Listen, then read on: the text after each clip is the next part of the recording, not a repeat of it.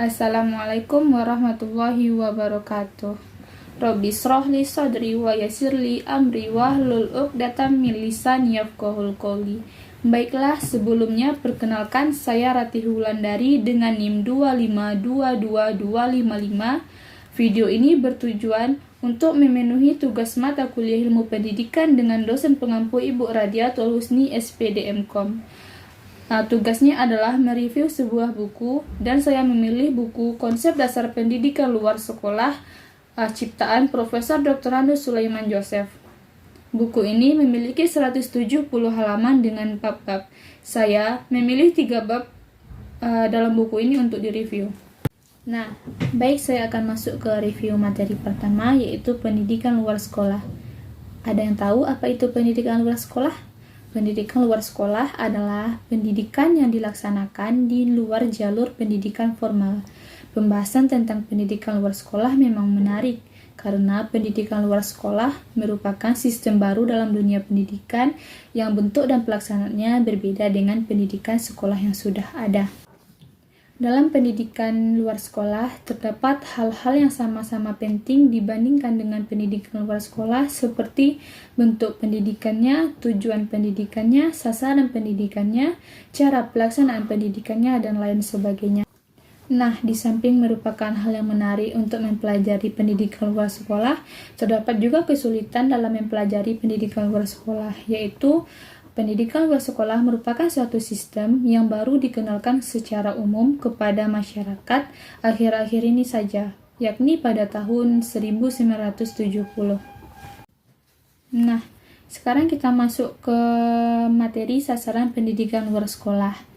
Sasaran pendidikan luar sekolah dapat dibagi menjadi 2 sasaran pokok. Yang pertama, sasaran pendidikan luar sekolah untuk pemuda. Alasan timbulnya sasaran pendidikan ini karena banyak anak-anak usia sekolah yang tidak memperoleh pendidikan sekolah yang cukup, lebih-lebih di negara yang berkembang. Mereka memperoleh pendidikan sekolah dari pendidikan tradisional. Nah, sasaran kedua adalah pendidikan luar sekolah untuk orang dewasa. Alasan timbulnya sasaran pendidikan ini adalah orang-orang dewasa hanya tertarik terhadap profesi kerja, dan orang-orang dewasa hanya tertarik terhadap keahlian. Baik, sekarang saya masuk ke review bab kedua, yaitu pendidikan formal, non-formal, dan informal. Pendidikan formal adalah pendidikan yang dilaksanakan di sekolah secara teratur atau sistematis, bertingkat atau berjenjang. Pendidikan formal merupakan pendidikan paling penting bagi anak bangsa. Pendidikan formal meliputi pendidikan sekolah dasar, pendidikan SMP, pendidikan SMA, dan pendidikan di jenjang universitas. Pendidikan formal biasanya didamping oleh seorang guru. Seorang guru akan memberikan penjelasan terhadap anak didiknya. Nah, pendidikan yang kedua adalah pendidikan non-formal. Pendidikan non-formal adalah pendidikan yang dilaksanakan secara terencana, teratur, ataupun sistematis. Namun, pendidikan non-formal tidak dilaksanakan di sekolah. Pendidikan non-formal biasanya didampingi oleh kakak pendamping. Pendidikan non-formal seperti contohnya adalah pendidikan di les atau private.